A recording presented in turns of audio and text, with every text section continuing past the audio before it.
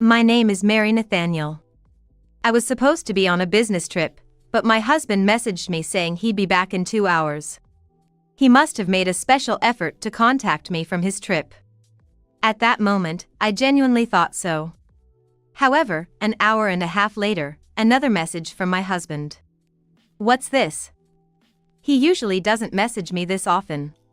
As I excitedly checked his message, it read, "The private spa at the luxury inn was great, wasn't it?" What? What's this about a luxury inn? A private spa? I didn't go to any. What on earth was he talking about? Just as I was wondering, another message came. I will always love you. What's all this? It definitely wasn't meant for me. That much was clear. So, a mistress? A lover? Cheating? My mind went blank, unable to comprehend. But then, yet another message from my husband. I'll be home for a bit, but I'll head over to you after I change. Wait for me, okay? Despite not messaging me this often as his wife, what diligent messaging. And he even included a heart. What is he doing? Sending messages meant for his affair partner to his wife. Too lost in fantasy, such a mistake. What's going on? My anger rising, my hands trembled, nearly dropping my smartphone. My husband, Mike, and I have been married for 7 years. Our child is in elementary school, and we were managing quite well, or so I thought. We bought our own home, and I've been contributing to our finances through remote work. Lately, Mike has been working overtime and even on weekends, saying we have a mortgage to pay. That's why I stopped my work to cook nutritious meals, all for him. It was all for my husband. To appreciate the hard work he's doing for our family. No matter how late into the night he came back, I always stayed up waiting for him, never going to sleep until he did, and when he was home, I made sure to tell the kids to keep it down. All for my family, for my husband. I believed that was what would make me happy. But cheating, really? Thinking about it, my husband occasionally smelled of perfume. Huh? You smell like perfume. When I got close to his coat to smell the perfume, he frowned. Seriously? Must have been from someone on the subway. Gross. Right, must have been someone wearing too much of it. I believed his words and didn't suspect a thing. But then, I noticed his phone was locked. Why did you put a lock on your phone? Huh? You never used to lock it before, did you? Suddenly, he got angry. That was then. It's my phone, I can do what I want. Don't mess with someone else's phone. He was never the type to get angry over something like this, so why now? Must be in a bad mood. Tired, maybe? That's all I thought. But my husband was getting irritated over little things. Hey, about this weekend. Wanna go out to eat as a family? I've got work that day. What? Working on the weekend again? What's that supposed to mean? You think I'm not working hard for you guys? Why do I have to be accused of this? You've got it easy, just earning a little bit of money from home, acting like you're working so hard. Meanwhile, I'm out here, busy and struggling. Why are you getting so mad? Shut up. I'm going out. I couldn't understand what he was so irritated about. I once read an article about cheating husbands. It mentioned that cheating husbands tend to become more affectionate. Reading other people's comments, it seemed common that husbands became nicer when they were cheating. Because he became irritable, it must mean he's either tired or things aren't going well at work, right? That's what I thought, so I told myself his being quick to anger was understandable. However, my husband, who claimed to be working even on weekends, was leaving for work in casual clothes. Moreover, despite claiming he didn't want to go to work, he left the house whistling a tune. Something was off, alarms were going off in my head. But I had been suppressing those alarms, all for the sake of keeping peace and protecting our child's smile. But cheating, really? What's with the "I'll be waiting"? Saying he was on a business trip, was he actually off on a trip with his mistress? I've never once been on a vacation since we got married. When we got married and had our child, becoming a family, I told my husband repeatedly, "Please don't ever cheat. It's something any wife would wish for." Then he hugged me, saying, "I wouldn't cheat. We have a child, and I don't want to ruin our home by doing something like that." Really? Yes, of course. Making my wife happy is what a man should do. I'd never look at another woman. I'll trust you then. You should, because it'd be tough on me too if you didn't. That's why I believed, more than anyone, that he would never cheat. We used to contact each other as soon as work was over, exchanging messages several times a day. But gradually, our conversations turned into mere exchanges of information, and recently, there were even times when he wouldn't call to say he was coming home. When I talked to my mom about it, she laughed and said, "You can't be newlyweds forever." It made me a little sad to think this is how families are made. But if it meant a secure life, maybe that was okay. Yet now, cheating? Was everything he told me just to keep me at ease and cover up his cheating? Furious, I decided to reply to his message. "I'll be waiting."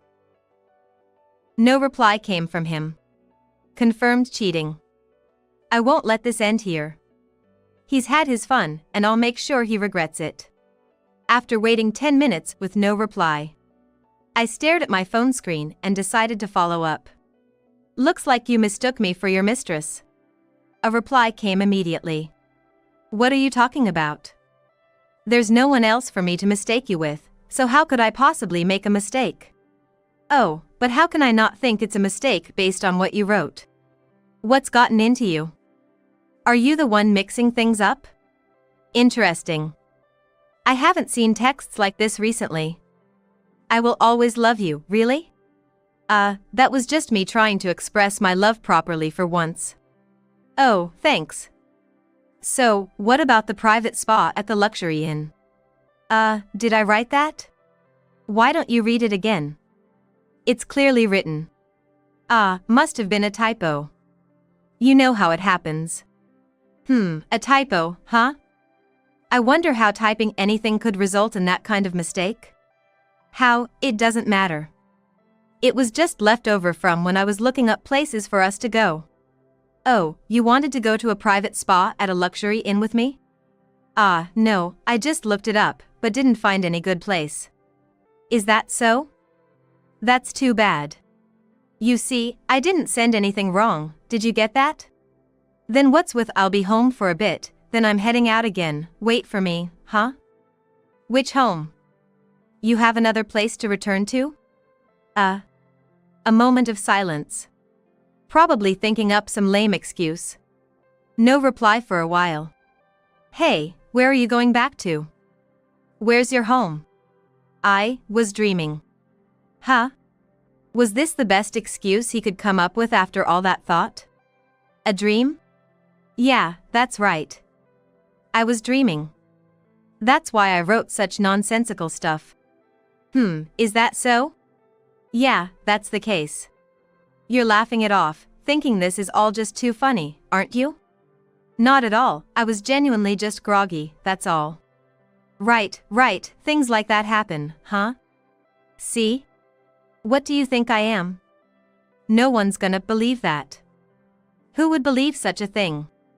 No, really, it's the truth. Really? So, when you said you'd be home for a bit and then head out again, claiming it was all a dream, does that mean you're not going out after all? You're tired from your business trip, so you wouldn't go out again, right? Of course not. Oh, so you're coming home? After that, there was no more contact from my husband. Even when his expected return time came, he didn't come back. What? Not only not going out, but not coming back at all. How much more are you gonna mock me? Annoyed, I waited for any contact from him, and then he messaged me. Got caught up with work suddenly, so I won't be able to come home tonight. So that's your strategy. Clearly avoiding coming home to avoid a showdown, huh? Fine. If that's how you want to play it, I'm not losing either.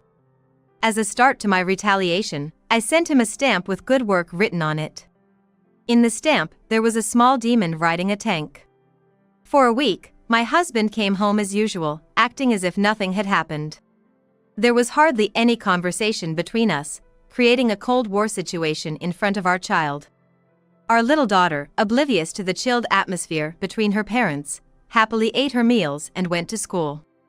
But on the weekend, after dropping my daughter off at my parents', I waited for my husband, who had claimed to be working but ran off to his mistress instead. And just like always, he came home past midnight. It seemed he thought the storm had passed since I believed his flimsy excuses for the past week. I'm home. Today was tough too. It's hard being this busy every day. Despite claiming to be busy, my husband didn't look tired at all, rather he seemed quite pleased with himself. Watching him, I screamed inside my head. Let's start the counterattack, shall we? Did you enjoy your date with Mirabelle?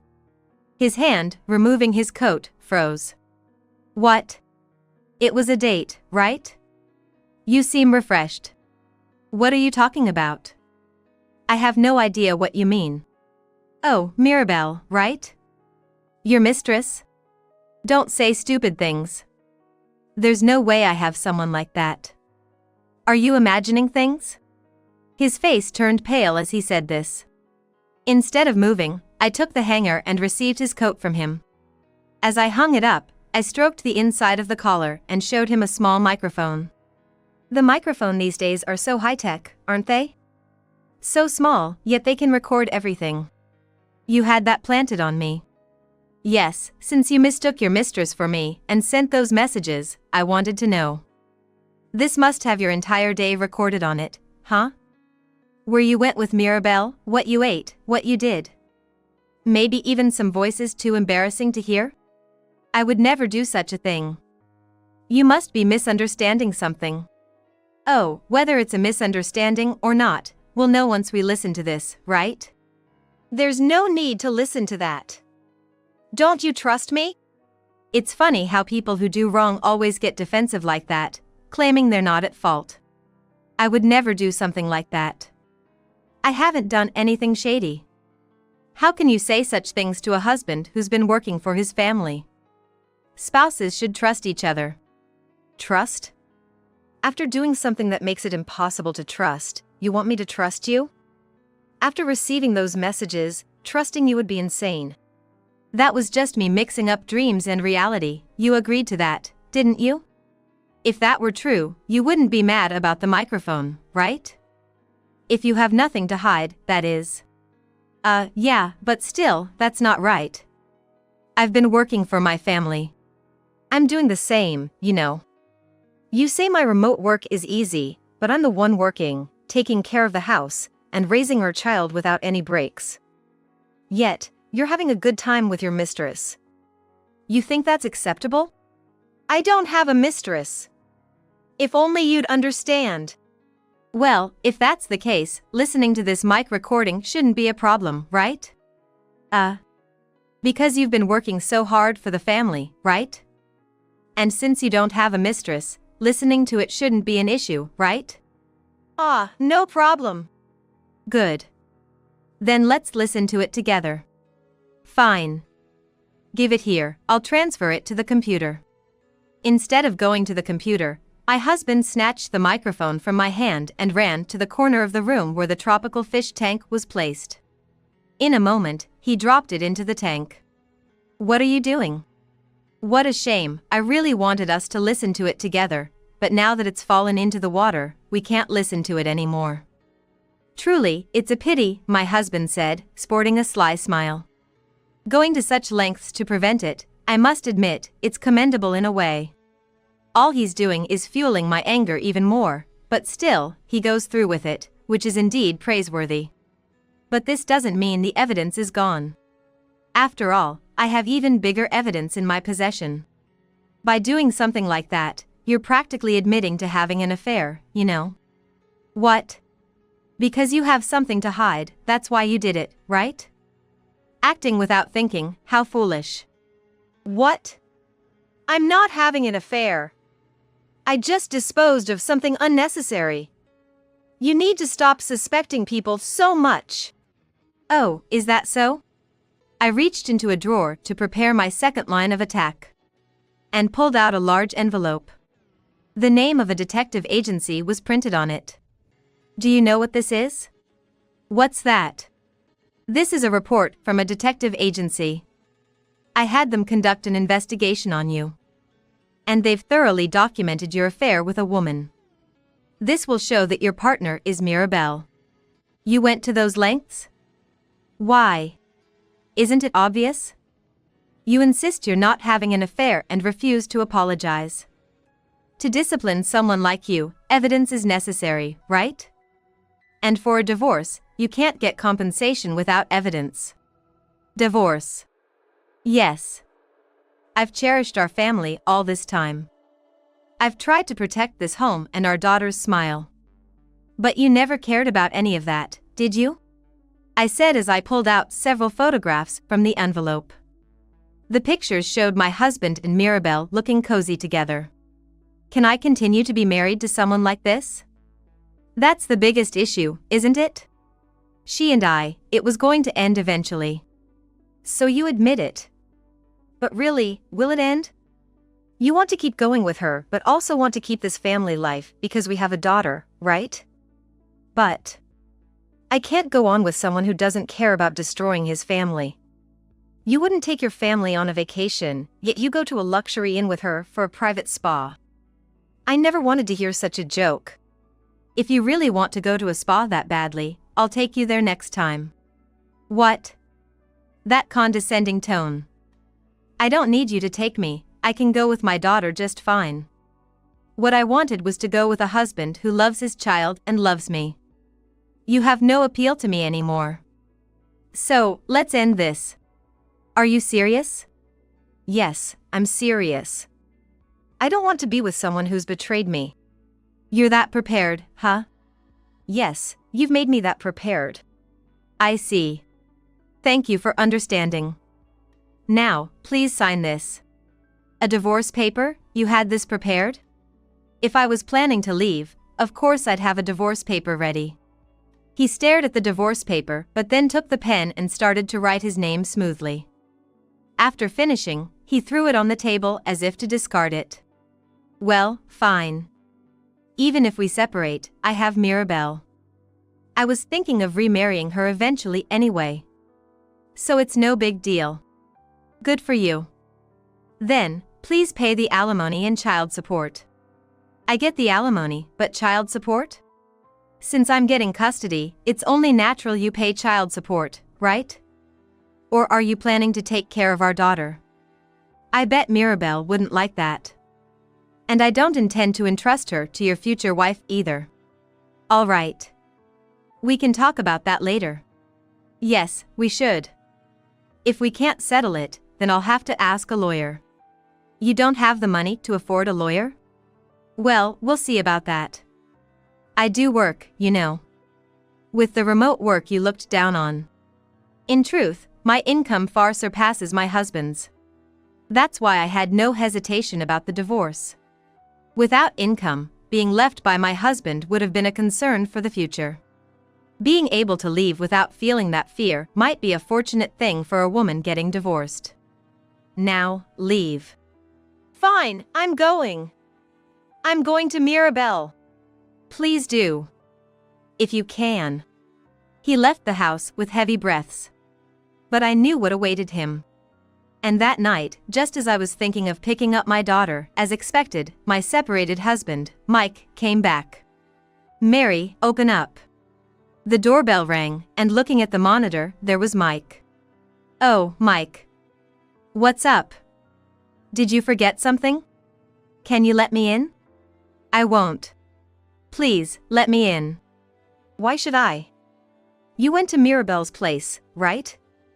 You said you were going to live together.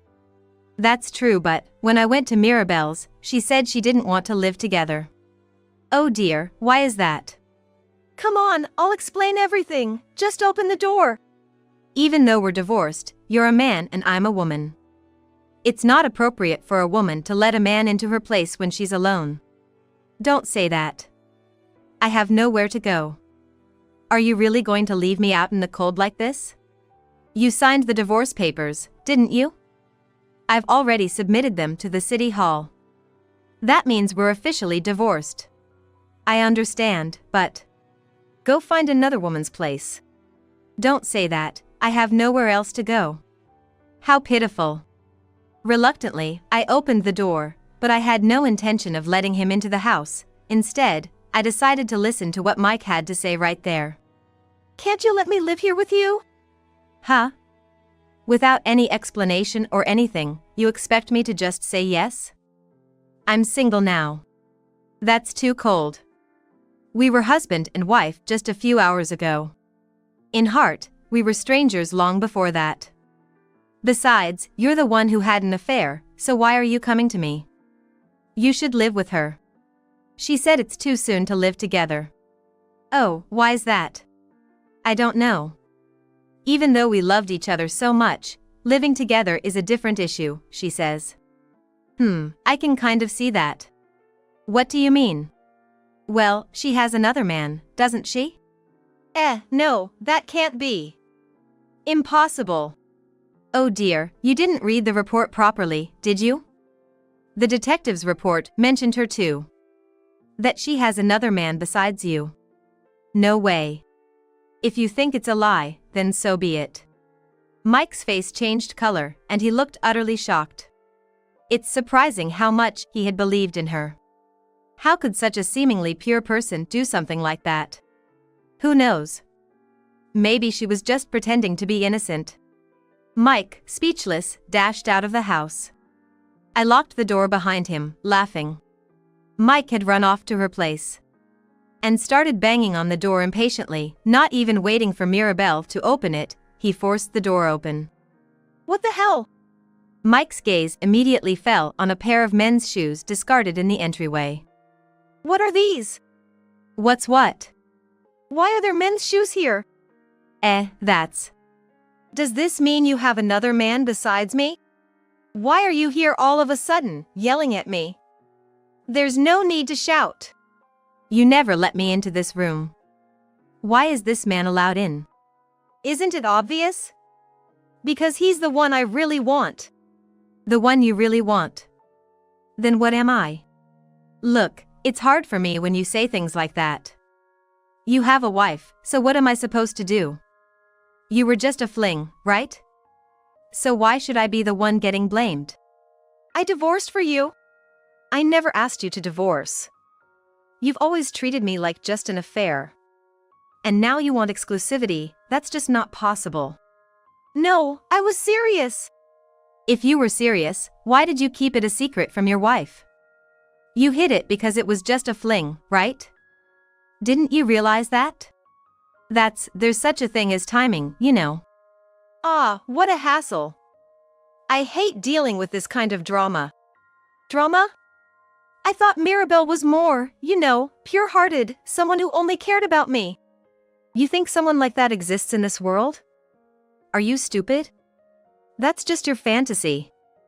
I'm going to enjoy my time with my boyfriend now, so please leave. Boyfriend? I'm not your boyfriend? No, you're not. We're done. It was perfect timing since I was getting bored of you anyway, she said as she pushed Mike out and closed the door.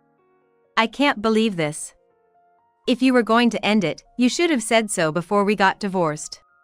Mike called me, unable to hide his shock. His voice sounded utterly pathetic.